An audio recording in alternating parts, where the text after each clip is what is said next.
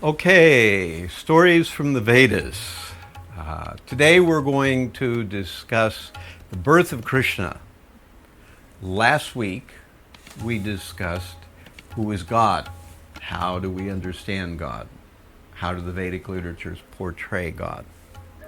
So we're here at 26 Second Avenue, and this is part of the Stories from the Vedas series. Today is August 29th, and every Thursday at 7 till about 8:30, we have either a Stories from the Vedas series or a What's Up with That series. And in this case, we are going to discuss the actual pastime of how Krishna came to this world.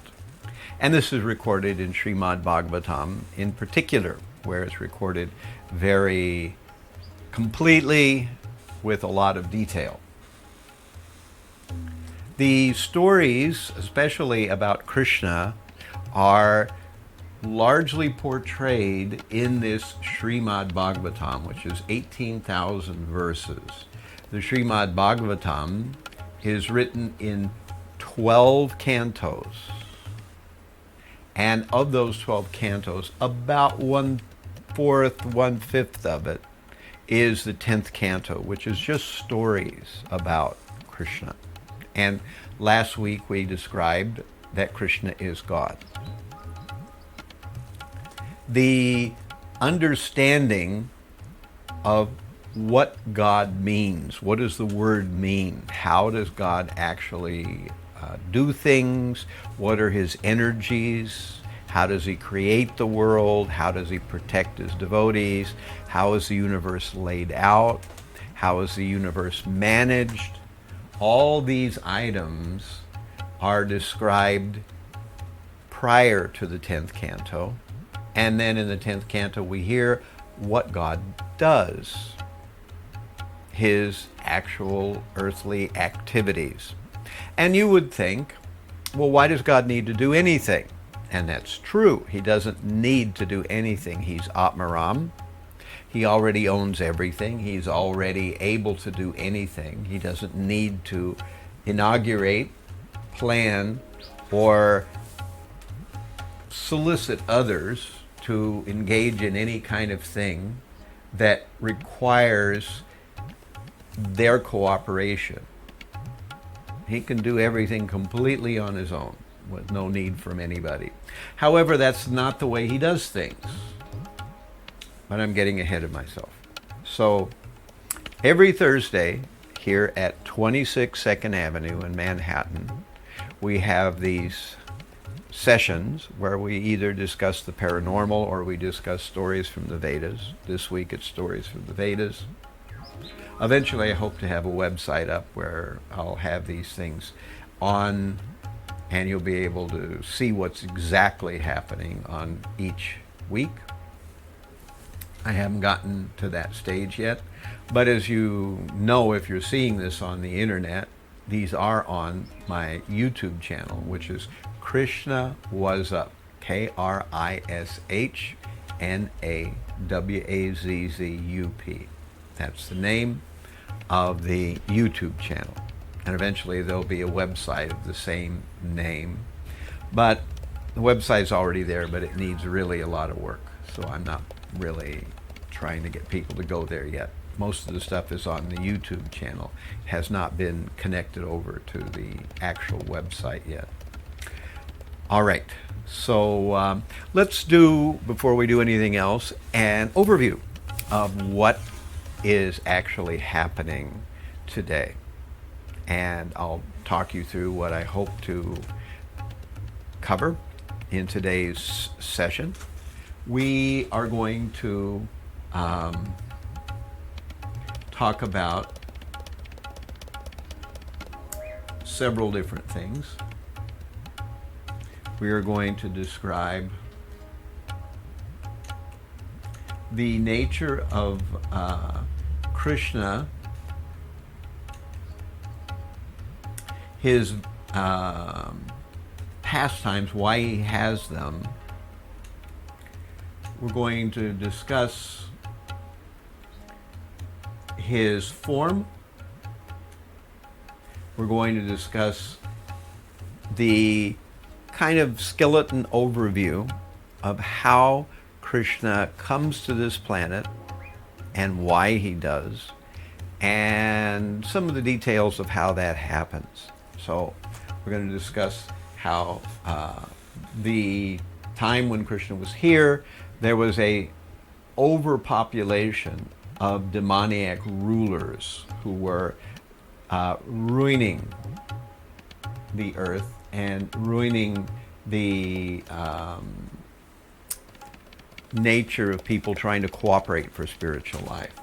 So we'll talk about that. We'll talk about Vasudeva and Devaki, Krishna's mother and father, and their relationship to Kamsa, who was a relative. He was actually a relative of Devaki's.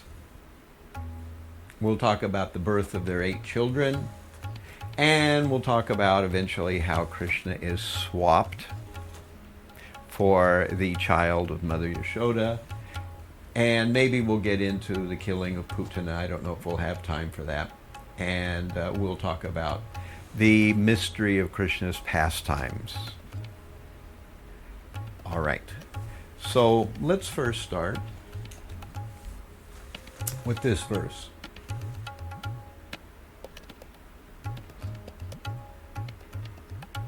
That it's bewildering that, O soul of the universe, that you work although you are inactive, and that you take birth although you are the vital force and are unborn.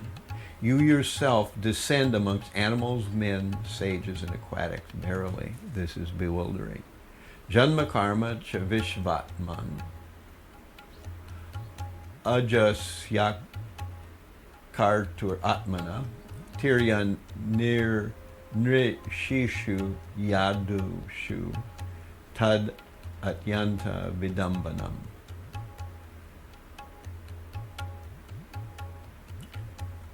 It's bewildering, O soul of the universe, that you work though you are inactive, that you take birth though you are the vital force and unborn. You yourself descend amongst animals, men, sages, and aquatics. Verily, this is bewildering. This is Srimad Bhagavatam, First Canto, 8th chapter, verse 29. And this is one of those things that seems very strange. I think that this is one of the more unusual things about the Vedic information. Generally, we don't think of God taking birth. Of course, Christians celebrate the birth of Jesus. But in this sense, we see that the original Supreme Lord takes birth. And he does so not because he needs to accomplish something, which he could do without taking birth, but because he wants to engage in activities with his pure devotees, people who love and are attracted to him. Of course, he does accomplish things while he's in this world for our benefit, and these things that he accomplishes are important things from our point of view, but he doesn't need to come here to do them. He could do them automatically. Parasya Shaktir Vividaya Shruyate. Svetadvipa Upanishad describes that the Supreme is able to do anything without any effort or endeavor. His energies, just because he desires something, it comes to pass.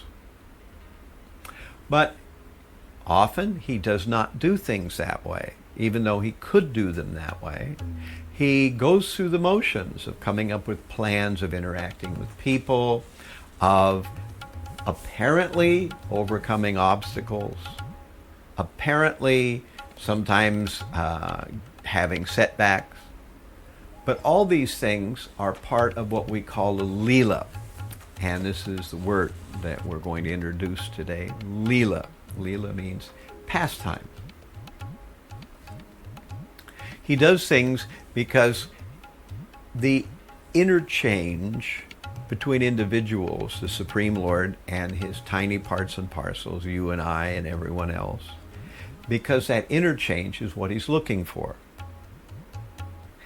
Without a body, without time, without motivations and apparent obstacles, without a setting, without interesting details, biographical details, political details, without interesting physical details, without interesting plot details, his pastimes would not be interesting to him or to anyone else.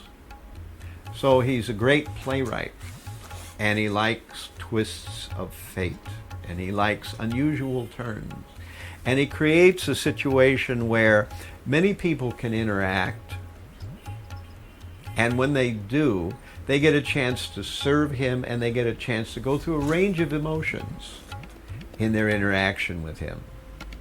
So, as we were talking about last week, the Supreme Lord isn't just sitting in some room in front of some kind of computer screen answering people's various cards and letters asking for some kind of material benediction. He doesn't need to do that.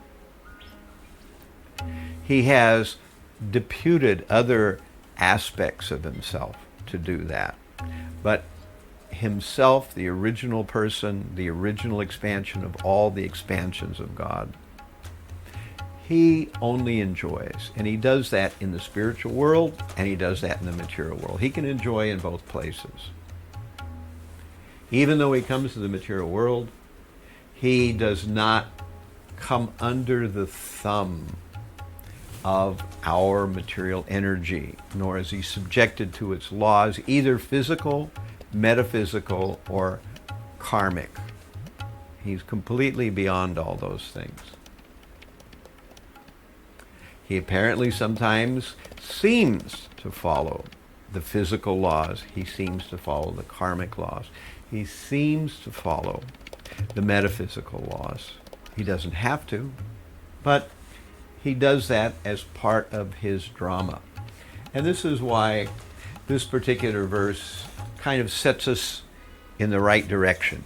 It gives us the interesting view of what's happening here. It's bewildering. And we see this kind of dictation here, that you are working but you are inactive, that you take birth although you're unborn. And this kind of what appears to be completely contradictory or paradoxical talk is common in the Vedas. You are far away, yet you're very near. You're the oldest, yet you're ever fresh.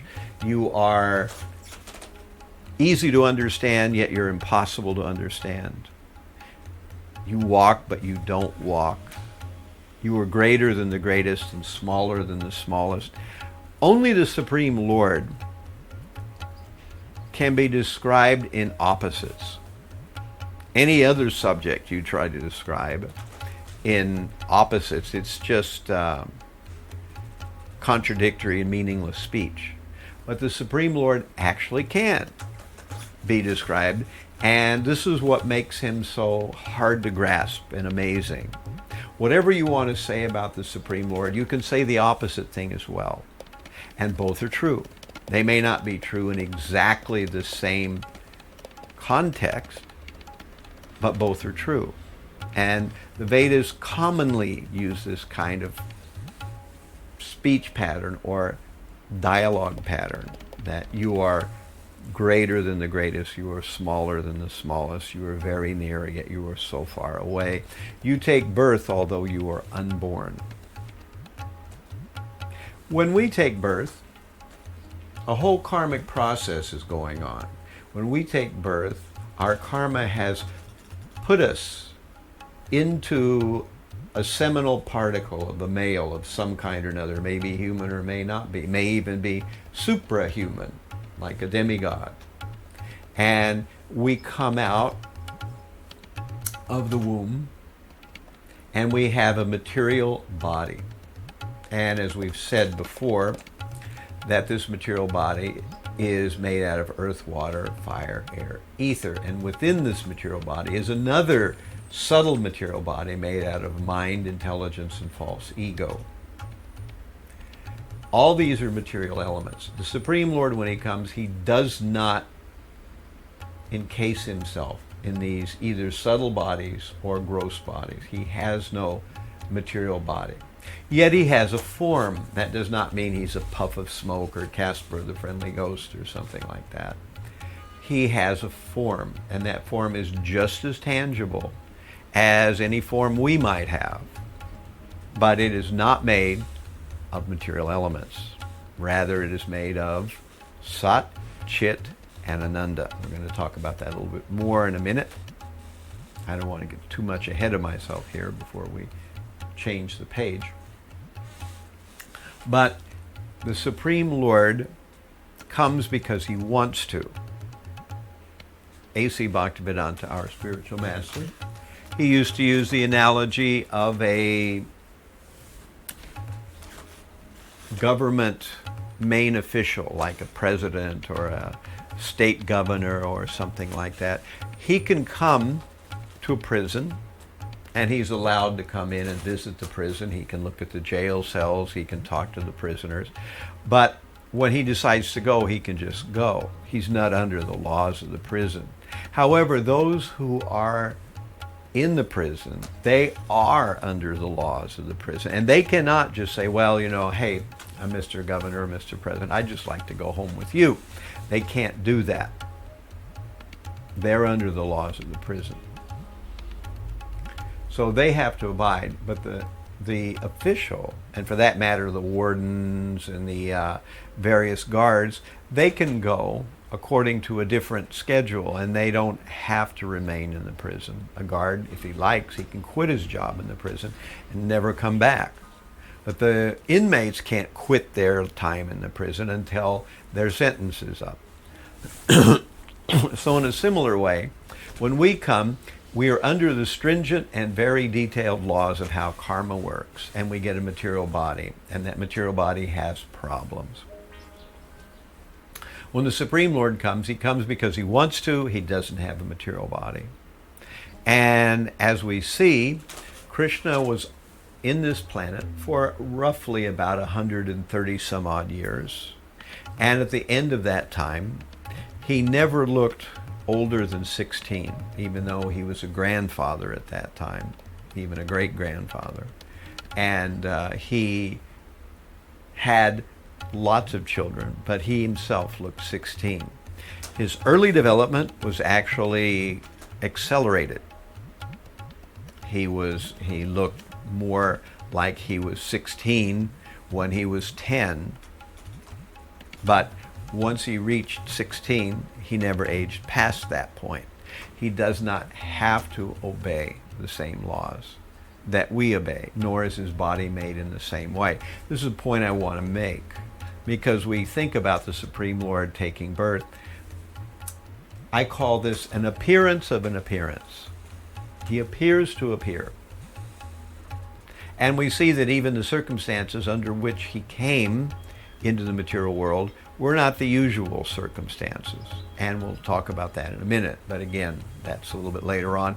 We start to unfold the story of how Krishna comes to the earth plane, to Vrindavan, and begins to engage in pastimes. So,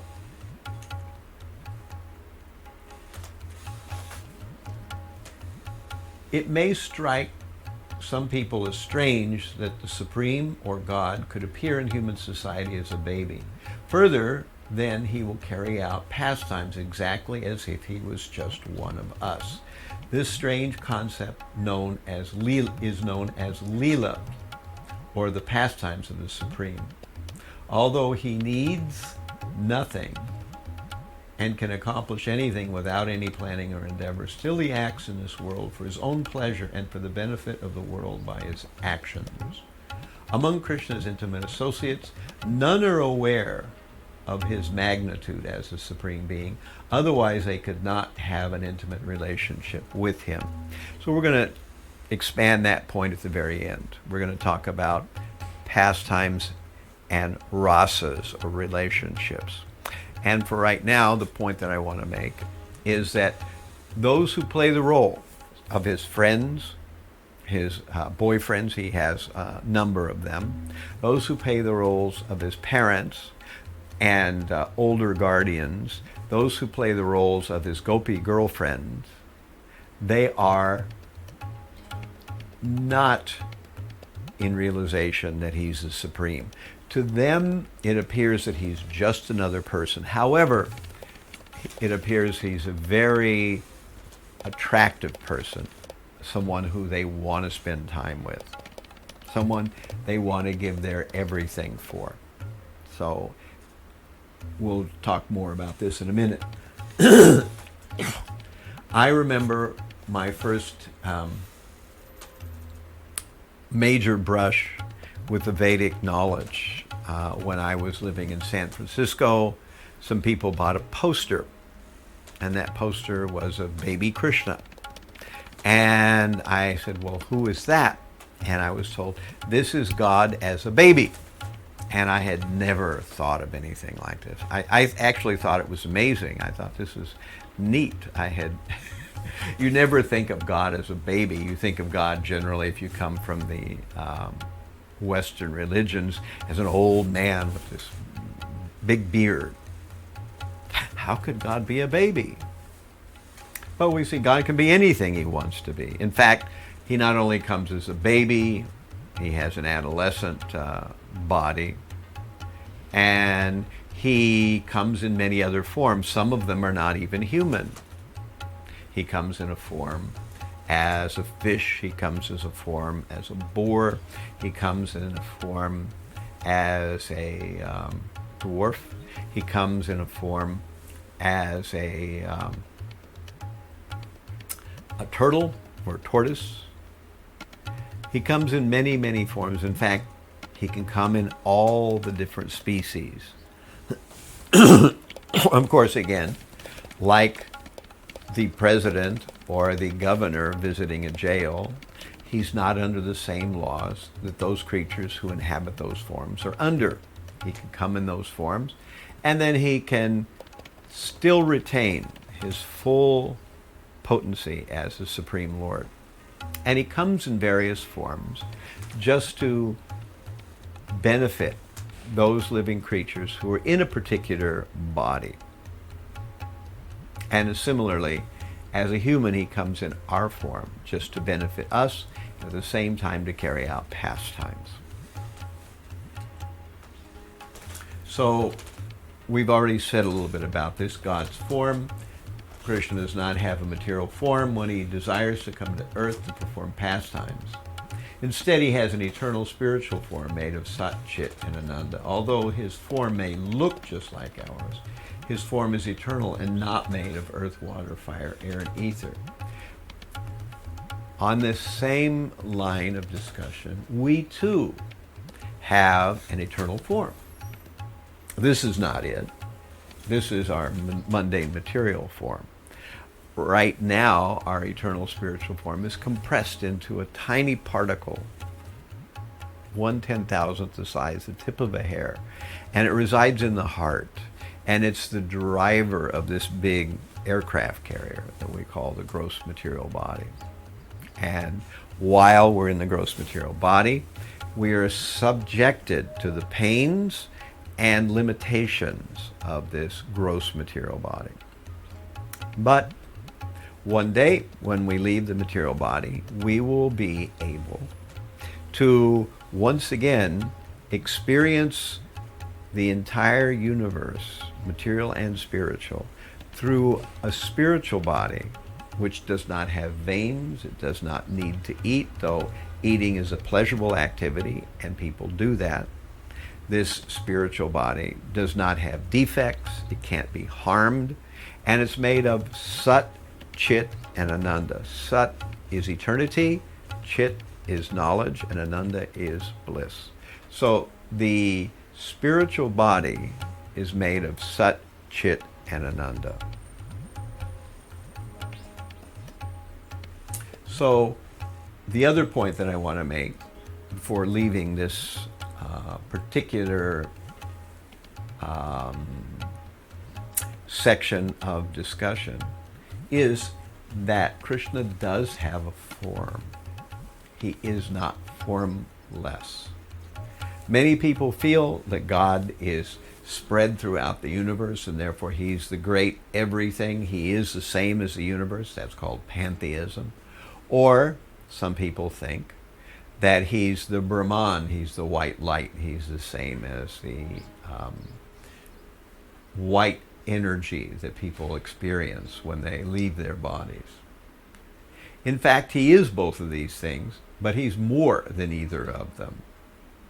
So we're going to discuss a very simple idea here, is that the Supreme has three features. In the Vedas, they are known as Brahman, Paramatma, and Bhagavan.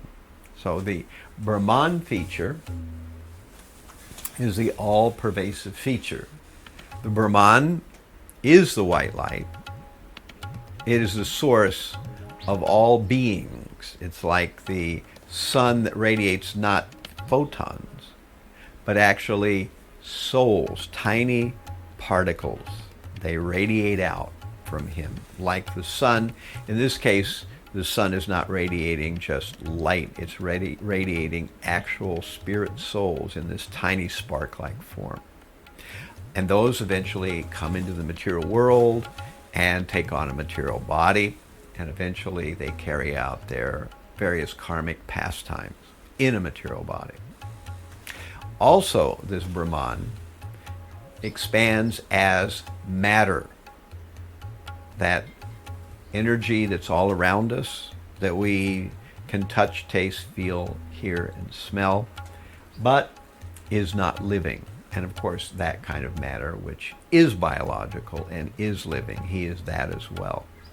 So this Brahman is the energy, the all-pervading energy of the Supreme.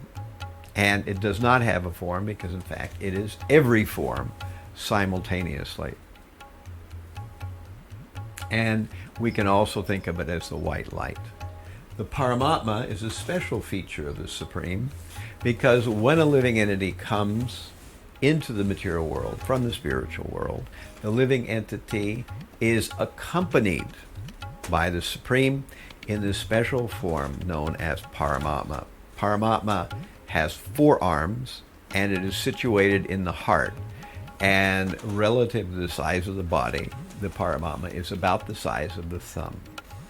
Yogis, they begin to drill their life airs after attaining perfection at Hatha Yoga. They get into pranayama.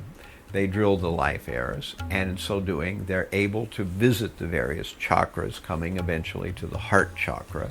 And there they can witness this super soul who is in the heart eternally. Not just humans, but in the heart of every living being. And as long as a living entity is within the material world in some body or another, some material form or another, as long as it's not finished up his karma and not returned to the spiritual world, the Paramatma will follow him, whether he's in a human body, in a worm body, in a plant body, in a microbe body, or a demigod body. And this Paramatma is a feature of the Supreme. Now, the third aspect of the Supreme, which is the most important, is the Bhagavan aspect. He has a personal form, and it's this personal form with which he carries out his pastimes. There are not many pastimes with Paramatma, and the Brahman is impossible to have a deep or integrated relationship with because it's so unhuman-like. We can maybe appreciate it in some kind of abstract sense, but we can't deal with it the way we can deal with a human being. So there's a class of people in the Vedic literature that follow it who try to merge and to understand the Brahman, and those people are called Jnanis. There's another class of people who try to become in a stasis of constant meditation on the Paramatma, and those people are called yogis. But those who try to understand the Supreme as a person, those are bhaktas, or devotees. So the path of bhakti leads to a relationship with the original Supreme. The path of yoga leads to a deep and concentrated look at the Supreme, being totally absorbed in the form of the Lord. And the Brahman leads to a temporary, though it may be millions of years, absorption in the white light. So these features are features of the Supreme Lord. But of these three, we're not interested very much in the other two. We're interested in the feature known as Bhagawan, because that's the feature we will gradually cultivate a relationship with. And that's the feature that when Krishna comes to the material world, he is carrying out his pastimes in that feature, in the Bhagawan feature.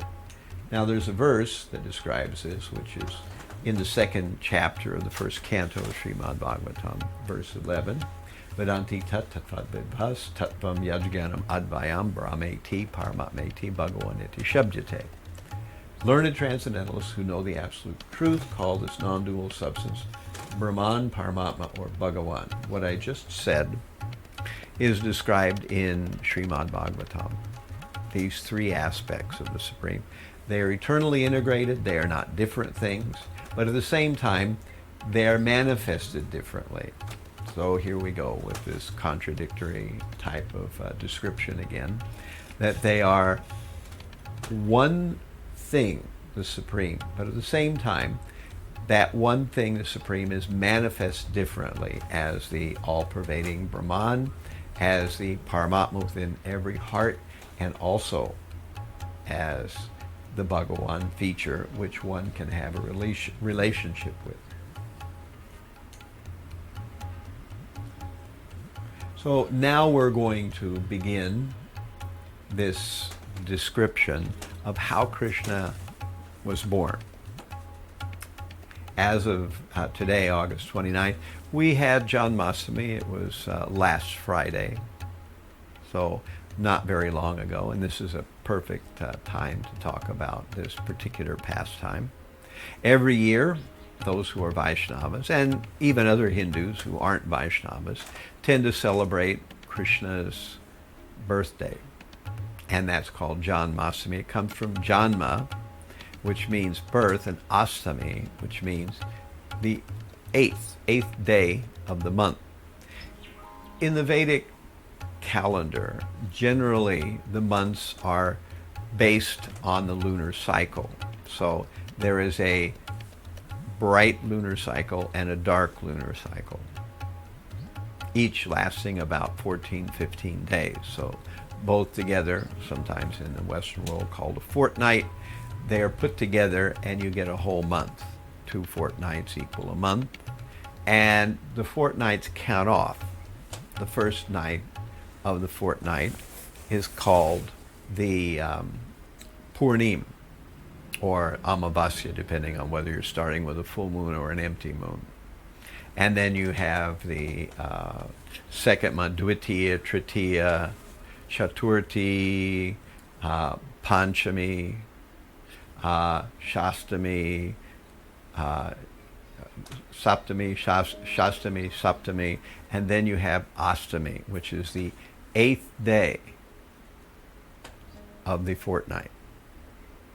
So there are roughly 13 or 14 days in each fortnight. And so Krishna was born on the 8th day, on the Astami.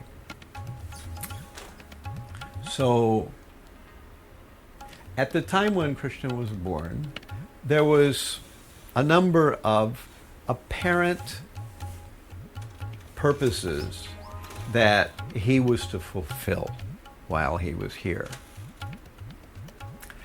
One of those purposes was to rid the earth of an overabundance of demoniac rulers. At that time, there was a plan by those in the demoniac regions of the world, of the universe, to take over the heavenly worlds. And to do that, they intended to take their appearance here on the earth plane. So just like in World War II, when the Allied forces were going to attack Japan, they used the middle ground of some of these islands in the Pacific as places to do their bases. So in a similar fashion, the Daityas, or the demoniac, they wanted to attack the heavenly worlds, what we call the heavenly planets. Now, actually, where they live, which are called the Bilaswarga, or subterranean heavenly planets, are as opulent. In some places it's described they're even more opulent than the heavenly planets. So why do they want to attack a less opulent place? And the reason is because in the heavenly planets, that's where the controls of the universe are. So that's the cockpit of the entire material universe. The demigods live there, and their duty, which is given by the Supreme, is to manage the affairs of the entire universe. And they do so by mantras, not by machines or some kind of clever mechanical arrangement. They do so by mantras, because material energy can be reshaped and fashioned by this subtle technology of mantras. Of course, you and I would not be able to do it on a grand scale for the most part. But those who are born in a karmic situation much better than a human body, in a demigod body, such people have the tools, the techniques, and the power to be able to control some aspect of the universe.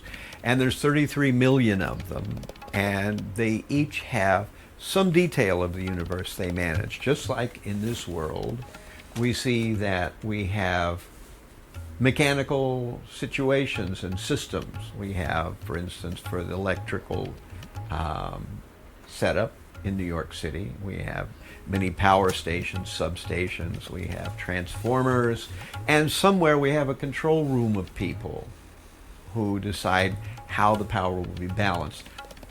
To some degree, it all happens automatically, but there is also a conscious control to deal with unusual situations. In a similar situation, the whole universe is being managed like that.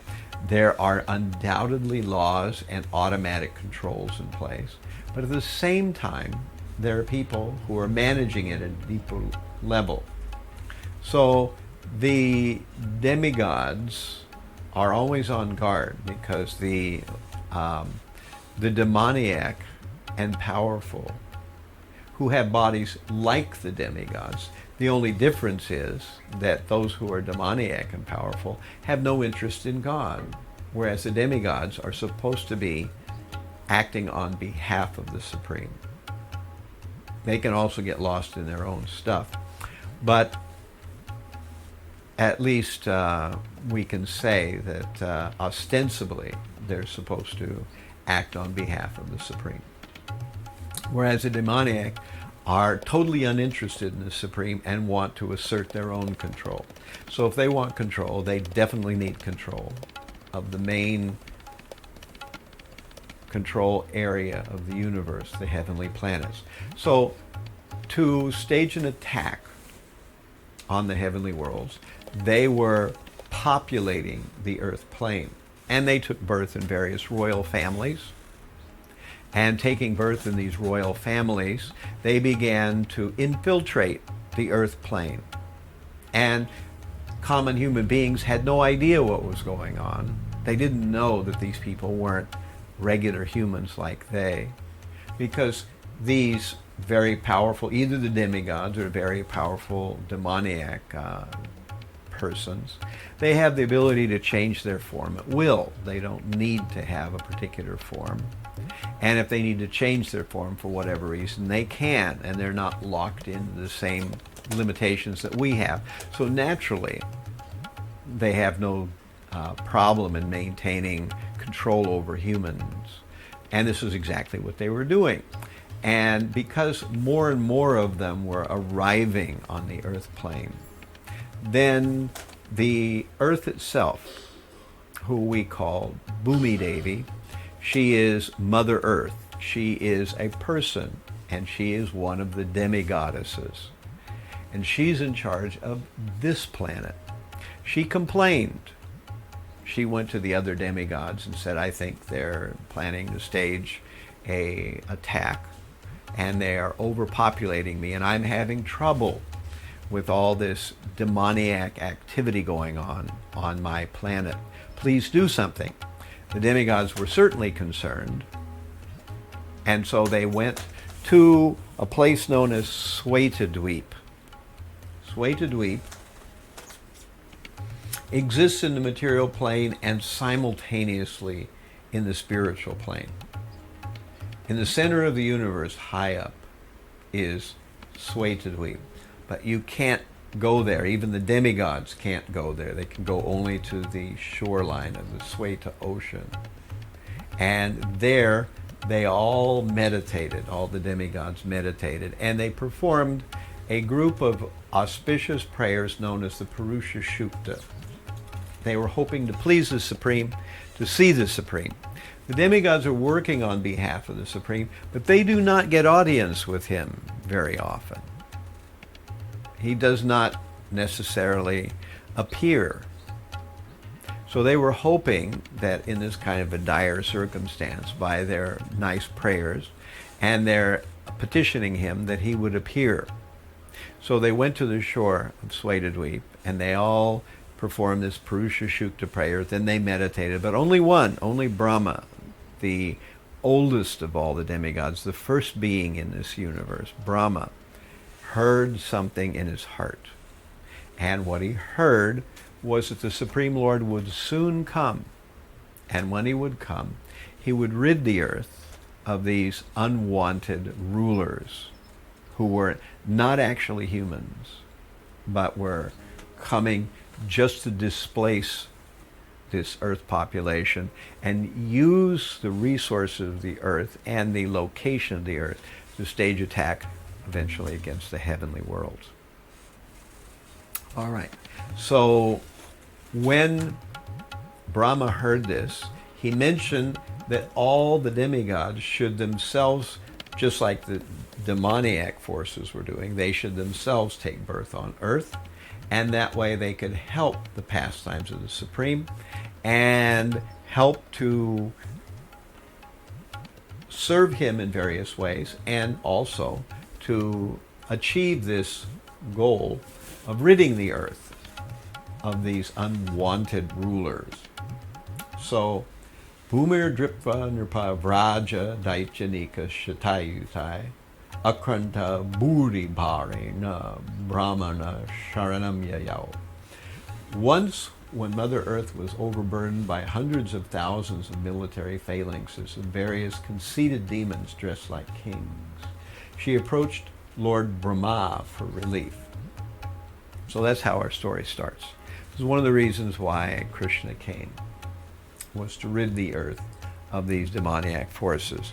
In Bhagavad Gita, we have Yada yada hi dharmasya glanir bhavati bharata abhutanam adharmasya tadatmanam srijami parachanaya sadhunam vinashaya chaduskritam dharma samstapanartaya sambhavami yuge yuge.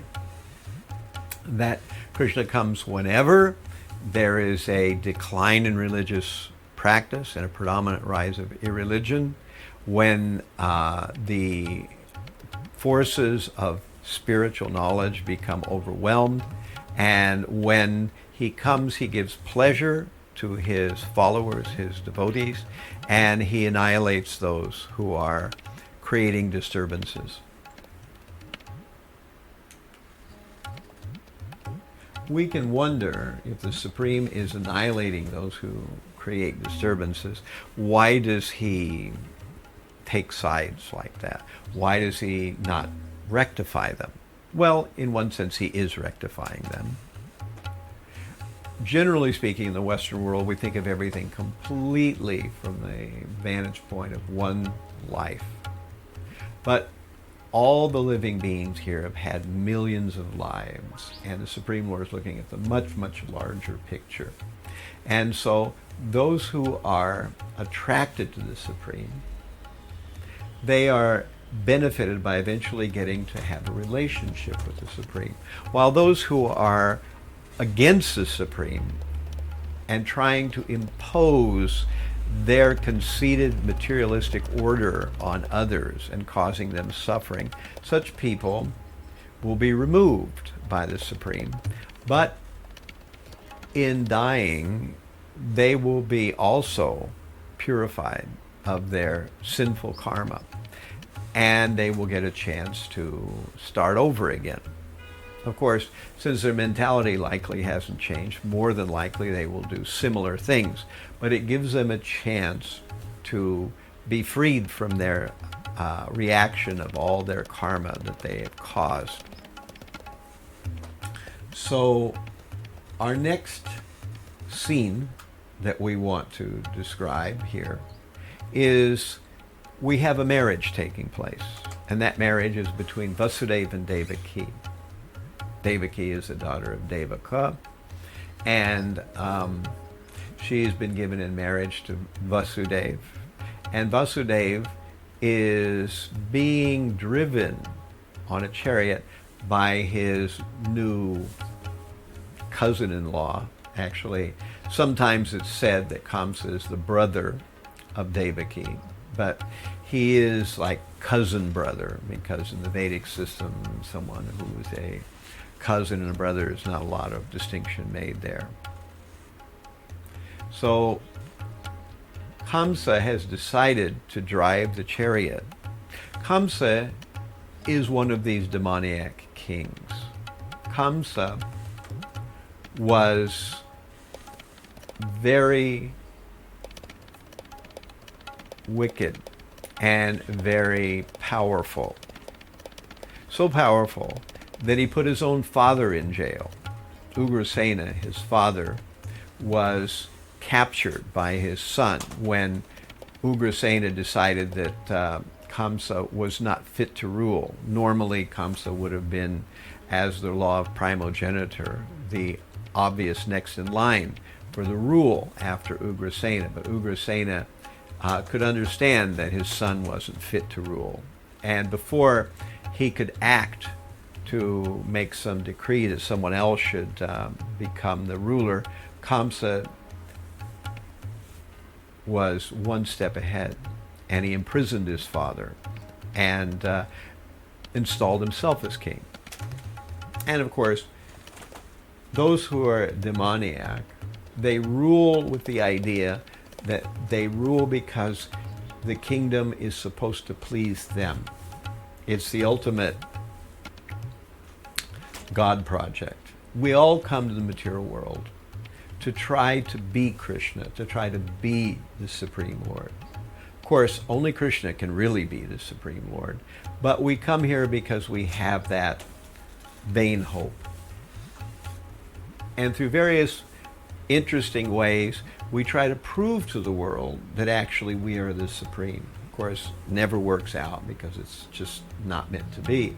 But those in extreme political power, they actually can carry this megalomania to a degree that most of us can't. And Kamsa was certainly like this. He wanted to impose his authority on everyone. So in this case, this was a mellow moment for Kamsa. He was driving the chariot of his brother-in-law and his sister. And while he was driving the chariot, suddenly a disembodied voice out of nowhere said, "Kamsa, you are driving the chariot of your sister and brother-in-law, but you do not know that the 8th child of your sister will kill you." Well, naturally, this was not something that Kamsa was expecting. This omen predicted that he would be killed by the eighth child of his own sister. So naturally, as most very materialistic and self-focused people would do, he thought the natural thing was just to kill his sister right on the spot. How could she have a child if she was dead? So this was his natural way of thinking, and he began to attempt to cut her head off right on the chariot, right after her marriage and all these kinds of things. But her new husband, Vasudeva, was very quick-witted. And Vasudeva began to speak to Kamsa, and he spoke to him in very beseeching and very lofty language. He described to Kamsa that he was a very brilliant and capable warrior. Why should he fear someone killing him? He described to Kamsa that everyone must die at some time or another. He described to Kamsa that actually there were no children at the moment. They had just been married. So he finally won Kamsa over by promising that if he and his new wife would have children, they would certainly give all those children to Kamsa, and Kamsa could do whatever he wanted to with them. Namely, he would probably kill them. So, thinking like this, Vasudeva bartered or bargained the life of his new wife, and Kamsa desisted from killing her. And for a time, everything was all right, but then the first child was born. And because Vasudeva was someone who lived by his word, even though it was the last thing in the world he wanted to do, he brought the child to Kamsa. So the first child they had, Vasudeva brought the child to Kamsa. Kamsa examined the child and thought about the situation and said, actually, I don't have any need to keep this child. It's the eighth one I want. That's the one that's supposed to kill me. So you can take this child back. Naturally, Vasudeva was relieved to hear this. However, he knew that people like Kamsa can change their mind. They're very much focused on their own feelings and their own necessities. So although he said, okay, now, he might change his mind. In fact, he would change his mind. Eventually, what happens is that Narada Muni, the transcendental planetary wanderer who has the ability to travel all over the universe at will, and he came to Kamsa, and he explained to Kamsa that this child that you have heard that's going to kill you, how do you know whether they're counting 8 from the beginning child, or maybe they're counting 8 from the last child? So in other words, this could be the first child. We can wonder, why would someone who is a great devotee of the Lord put this kind of idea into Kamsa's mind? Naturally, we know how Kamsa would think about this, and what he would come to as a conclusion. But of course, Narada Muni wanted to speed up the arrival of the Supreme Lord so that Kamsa would eventually be finished, and all of his friends would be finished, and the earth would be cleansed of people like Kamsa. So when Kamsa heard that, he called for Vasudeva again, and this time he put his brother-in-law and sister in prison. He put them in his own dungeon, and he did kill the baby. He took the baby and killed it, and he would do the same for the next 6 babies.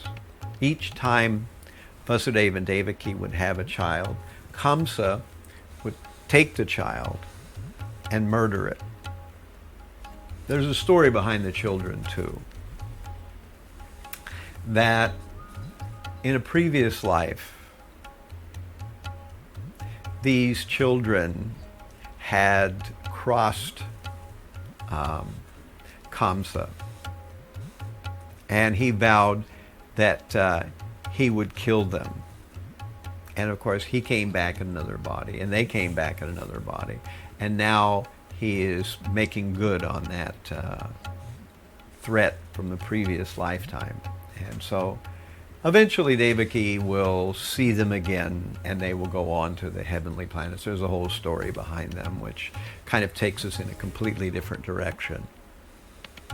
But after these 6 children are murdered by Kamsa, there's a 7th child born. And this 7th child will be Krishna's older brother, Balaram. The 7th child was originally in Devaki's womb. But then Krishna calls and asks for that child to be transferred over to another wife of Vasudeva, and that wife is named Rohini. So this pregnancy, the 7th pregnancy, is transferred from Devaki's womb into another womb. This is done on a subtle plane. So it appears as if Devaki has a miscarriage on her 7th pregnancy, and Rohini gives birth to the 7th appearance, and this will be Balaram. Rohini is not in prison with her husband like Devaki is. Only Devaki and Vasudeva are in prison, whereas Rohini is living in Vrindavan, far away. Kamsa's kingdom is based in Mathura, which is, I don't know, about 5-6 miles away from Vrindavan. So his is the capital city, and Rohini is living in Vrindavan, the rural area. Also, there are 2 others who are living there, a couple named Nanda and Yashoda. And we'll talk about that in a minute, how the children get exchanged. So finally, things roll around. So here is this verse here, 10:134.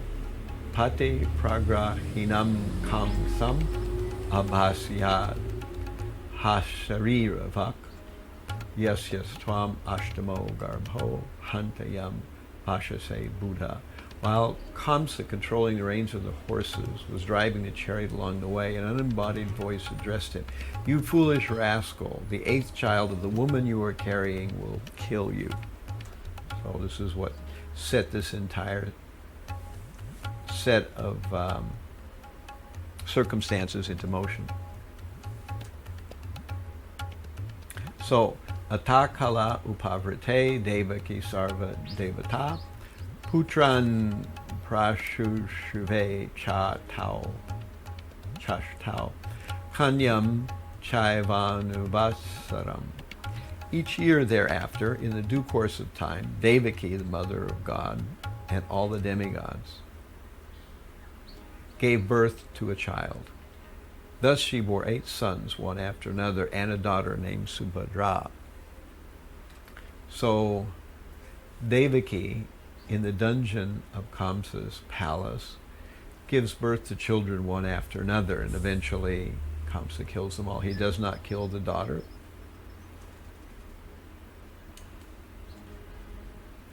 But while she's there, we see that the demigods, they all visit her in her room. Brahma bhavas tatraitya munibir naradadhibihi devai sanucharai sakham girbhir vrishanam aidayan. Lord Brahma, Lord Shiva, accompanied by great sages like Narada, Devala, Vyasa, and other demigods like Indra, Chandra, and Varuna, invisibly approach the room of Devaki, where they all join in offering respectful obeisances and prayers to please the Supreme Personality of Godhead, who can bestow blessings upon everyone. So the Supreme Lord, whenever he takes his birth, he never takes his birth in some ordinary or obscure way. the entire universe knows where he's taking birth. And the demigods all approach the expectant mother. And in this case, they offered prayers. And those prayers are very long and very philosophical. They describe the Supreme Lord in a number of different ways. And we can learn a lot from these prayers of the demigods for Krishna within the womb. And they know that he is the Supreme. So many of us came and were brought up in Western culture. And we've heard about the Greeks and the Romans having demigods. We've heard about the Egyptians having demigods. We've heard about the Scandinavians having demigods. Actually, this phenomenon is all over the world. But in the Vedic literature, we learn that all these demigods are small living beings like you and I. However, they have been given a very auspicious and special birth where they have the ability to control some aspect of the universe. But they are given that ability only by the Supreme. So therefore, one does not need to worship any demigod separately. One can simply worship the Supreme. In fact, the Vedic literatures describe that this is what the intelligent do. They worship only the Supreme. They do not bother with worshiping the various demigods. It's unnecessary. If one waters the root of a tree, automatically all the branches and leaves are satisfied. One does not have to water each leaf and branch separately. And any benediction that a demigod could conceivably give, that same benediction could be given by the Supreme. But the benediction is, or the benefit of getting that same benediction for the Supreme, is the Supreme will give you a benediction, even if you want a material benediction, but he will do so in such a way as not to entangle you deeper in the material meshes of cause and effect. Whereas the demigods do not care whether you get tangled deeper into the meshes of cause and effect when they grant benedictions. So therefore, an intelligent person knows that there's no purpose in approaching demigods for benedictions. So these demigods, they offer various prayers to Devaki. And around midnight, Savismat Yo Pula Vilo Chano Harim Sutam Vilo Kyannakandu Bistata Krishna Navat Taro Sava Sambramos Prasham Muda Vijabhyo Yutam Aplutogavam. When Vasudeva saw his extraordinary son, his eyes were struck with wonder. In transcendental jubilation, he mentally collected 10,000 cows and distributed them among the Brahmanas as a transcendental festival. When Krishna appeared in the womb, or appeared to Vasudeva and Devaki, he did not actually, as most children, come out of her womb. Krishna appeared outside her womb in a four-handed Vishnu form. And he spoke to them. They offered prayers to him, four-handed Vishnu. That way they would understand it was the Supreme Lord taking birth in their presence. And after offering some prayers to Vishnu, then he explained that many lifetimes they had wanted to have him as their child. And they had performed austerities. And finally, they were getting the opportunity now to be his parents. What we will learn in a minute, I will go into it a little bit more, is this is a type of relationship that someone can desire with the Supreme. One can desire to be a servant of the Supreme. One can desire to be a friend of the Supreme on equal footing. One can desire to be a parent of the Supreme Lord. And one can desire to be a lover of the Supreme Lord. So these are various different relationships. So there are those who want to have a family relationship with the Supreme Lord as a child. Generally, we think that parents protect the children. The parents are the ones who have to do all the work, all the worry, all the effort, and the child just enjoys and is protected by the parents.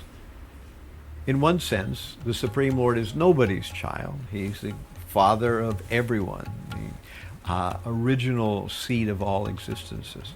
However, when we talk about Leelas or pastimes, these arrangements do not have to be visible.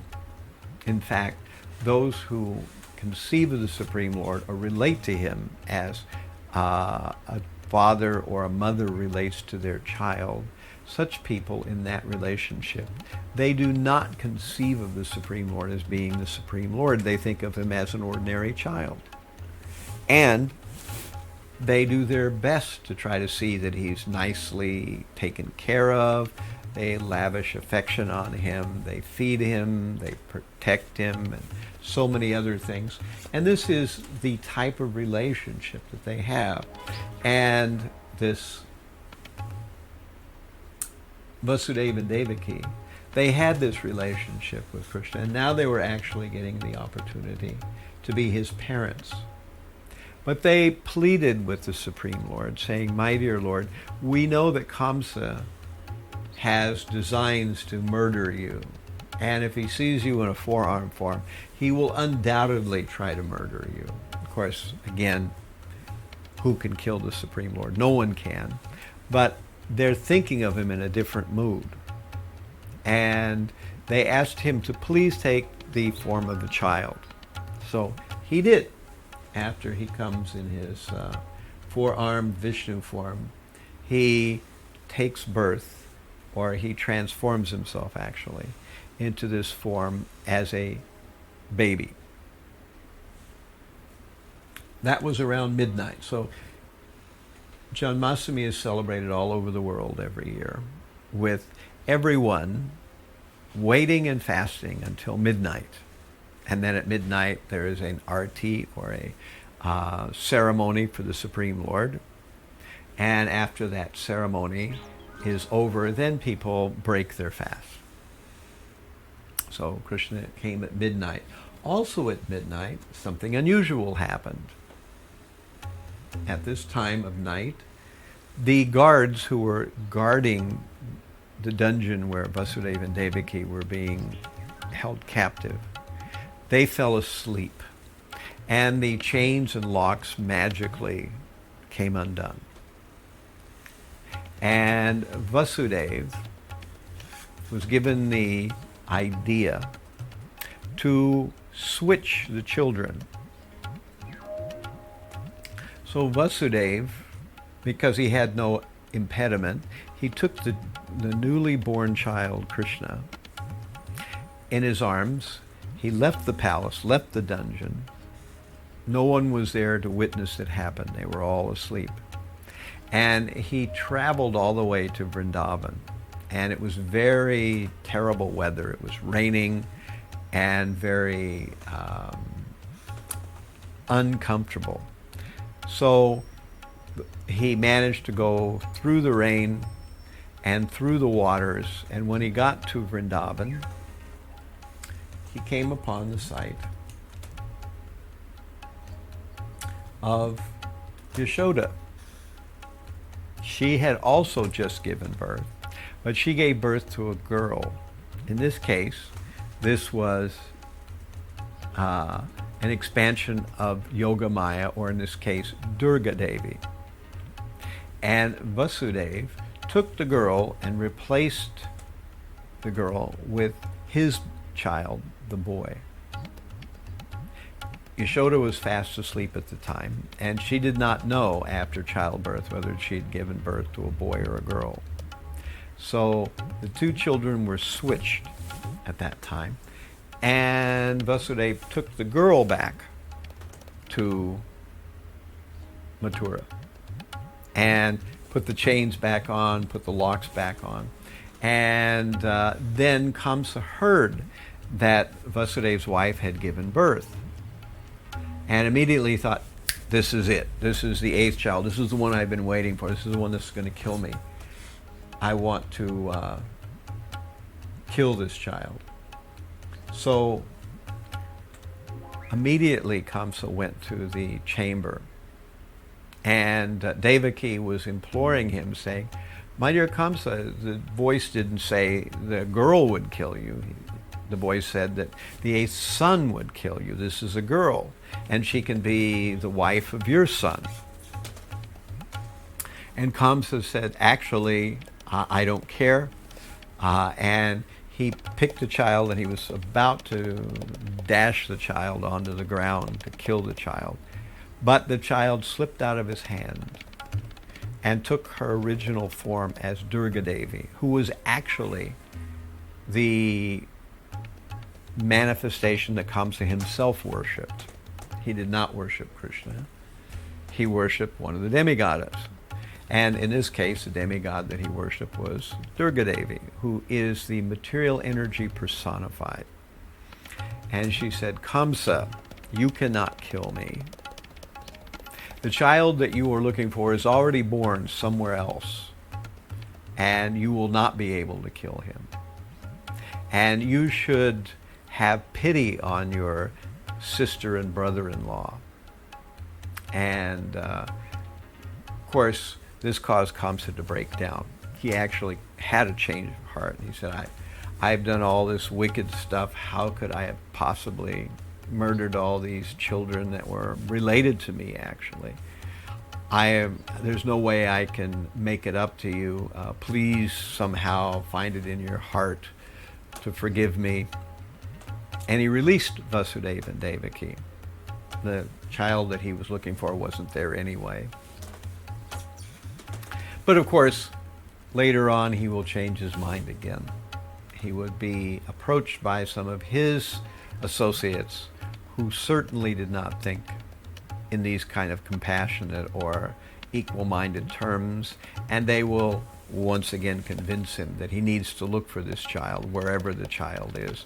And then we'll start to get into another aspect of Krishna's early pastimes. Various demoniac agents that will be sent to try to find where he is and to kill him. So this is where we're going to end today. And we will stop here. So we've talked today about the pastime of the Supreme Lord of Krishna and his taking birth on the earth plane. We've talked about how he is not taking birth in the ordinary way we do. He's not under the laws of karma.